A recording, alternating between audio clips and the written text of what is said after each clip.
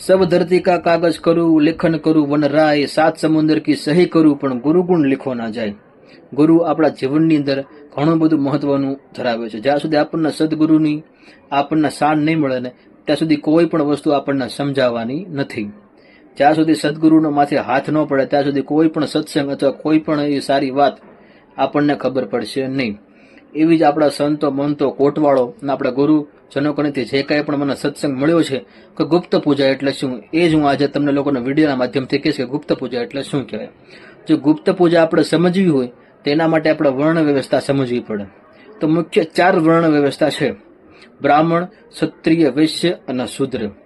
માથાનો ભાગ છે એને બ્રાહ્મણ કહેવાય, પૂજા અને છાતીનો ભાગ છે એને ક્ષત્રિય કહેવાય, છાતીથી નીચે કમર સુધીનો ભાગ છે એને વૈશ્ય કહેવાય, અને કમરથી નીચે પગના અંગૂઠા સુધીનો જે કંઈ પણ ભાગ છે એને શૂદ્ર કહેવાય। તો આજે આપણે વાત કરીશું ગુપ્ત પૂજા એટલે શું કહેવાય। જ્યારે પણ આપણા ઘરે આપણા માતા પિતા, આપણા ગુરુજન, આપણા વડીલો અથવા આપણા ઈષ્ટદેવને જ્યારે પણ આપણે નમન કરીએ છીએ તો આપણે પગે લાગીને નમન આપણે કરીએ છીએ, અંગૂઠે આપણે પગે લાગીએ છીએ, પગે આપણે પડીએ। તો આ જે કંઈ પણ પગે પડવું એ જ ગુપ્ત પૂજા છે। આજ આપણા સંતો મંતો અને વેદ અને ઉપનિષદમાં આ જ વસ્તુ લખી છે। ભગવાન શ્રી કૃષ્ણએ પણ ગીતાની અંદર કીધું છે કે તમે મારા કંઠના પગે નહીં લાગો ને તો ચાલશે, પણ તમે મારા અંગૂઠાની સેવા કરશો ને તો પણ તમને લોકોને મુક્તિ દ્વાર મળશે। આ છે ગુપ્ત પૂજા। આજે આપણા સંતો મંતો અને કોટવાળો પણ આ જ વાત કરી છે, વેદ અને ઉપનિષદમાં પણ આ જ વસ્તુ લખી છે, આ જ ગુપ્ત પૂજા। અને ગુપ્ત પૂજા કોની થાય? શૂદ્રની થાય છે। તમે વિચાર કરો કે શૂદ્રમાં કેટલી તાકાત હશે। એવો હું તમને એક સરસ મજાનો દાખલો આપું છું, ઐતિહાસિક દાખલો, કે જ્યારે સત્યની માટે રાજા હરિશ્ચંદ્ર અને માતા તારામતી જ્યારે વેચાણા હતા તે લોકોને ખરીદનાર કોણ હતો? શૂદ્ર હતો। તો તમે વિચારો કે શૂદ્રમાં કેટલી ગુણવંતા હશે, એનામાં કેટલી ગુરુની અસીમ કૃપા હશે, ગુરુનો કાંઈ પણ એની પર પ્રભાવ હશે, ગુરુનો માથે હાથ હશે સદગુરુનો, ત્યારે આ વસ્તુ થઈ શકે।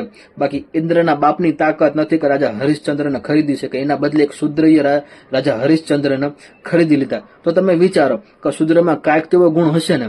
એટલા માટે વેદ ઉપનિષદ અને આપણા શાસ્ત્રોમાં કીધા છે કે જે કાંઈ પણ પગના અંગૂઠાની પૂજા કરવામાં આવે છે ને, ગુરુ પૂર્ણિમાના દિવસે જે કાંઈ પણ પગના અંગૂઠાની પૂજા કરવામાં, આપણા ગુરુજન આપણા ઘરે આવ્યા હોય અથવા આપણા માતા પિતાની આપણે પૂજા કરીએ છીએ, એ લોકોના પગના અંગૂઠાની ને આપણે અભિષેક આપણે કરીએ, દૂધ આપણે ચડાવીએ ને આપણે તિલક લગાવીએ છીએ, ગલાલ લગાવીએ અને ફૂલ કરીએ, પછી આપણે પગે લાગીએ છીએ, આ જ ગુપ્ત પૂજા છે, આ જ શૂદ્રની પૂજા છે, બરાબર। આને કહેવાય ગુપ્ત પૂજા। આપણા સંતો મહંતો આને ગુપ્ત પૂજા કીધી છે અને આનું ઘણું બધું મહત્વ છે, પણ આપણે શોર્ટ એન્ડ સ્વીટની અંદર જ હું તમને ખાલી વિડીયોના માધ્યમથી સમજાવી રહ્યો છું।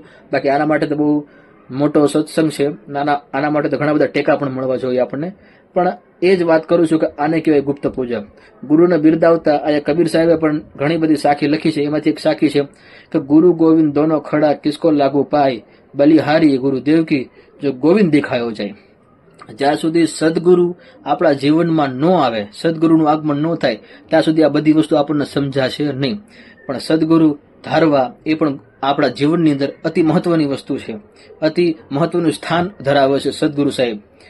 તો ઘણી બધી સાખી છે, એમાંથી આ પણ એક સાખી છે કે ગુરુ બિન જ્ઞાન ના ઉપજે અને ગુરુ બિન મીટે નહીં ભેદ, ગુરુ બિન સંશય ના ટળે ભલે વાંચીએ ચારો વેદ। કદાચ 4 વેદનો આપણો અભ્યાસ થઈ જાય ને સાહેબ, પણ જ્યાં સુધી સદગુરુનો માથે હાથ ન પડે ને ત્યાં સુધી આ કોઈ વસ્તુ તમને લોકોને સમજાવવાની નથી।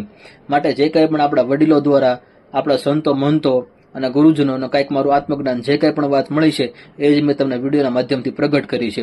જો મારી કાંઈ પણ ભૂલ થતી હોય તો મને તમારો દાસ સમજીને માફ કરજો। અને જે કંઈ પણ 4 વર્ણ વ્યવસ્થા છે એ આપણા ધર્મના 4 પાયા છે, બ્રાહ્મણ, વૈશ્ય, શૂદ્ર, બ્રાહ્મણ, ક્ષત્રિય, વૈશ્ય અને શૂદ્ર, આ 4 ધર્મના પાયા છે। બ્રાહ્મણોનું કામ છે જ્ઞાન દેવું, ક્ષત્રિયોનું કામ છે સમાજનું રક્ષણ કરવું, વૈશ્યનું કામ છે નવી નવી વસ્તુઓ બનાવવાનું, અને શૂદ્રનું કામ છે સમાજને ઉજળો કરવો, સમાજને સાફ રાખવો।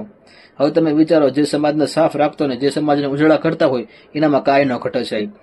એટલા માટે તો રાજા હરિશ્ચંદ્રને ખરીદનાર કોણ હતા? શૂદ્ર હતા।